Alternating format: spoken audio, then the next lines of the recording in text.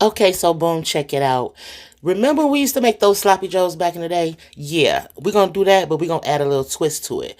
So we are making some sloppy joe sliders. Grab the bottom of that bun, get you some ground beef with 1 can of sloppy joe mix, and put it on top of the bun. Add some mozzarella cheese. Boom, boom, boom. Just like that. Add that top layer of bun right on top of there.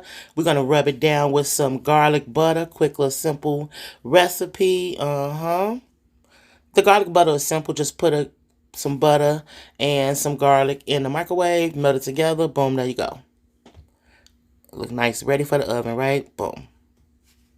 Bake them in the oven 5 minutes at 350. This is what you'll get. Now, there's no way we can have sloppy joe without homemade french fries. Get you a few potatoes, a little vegetable oil, fry them up a little bit, and look, this is what you get. Yes.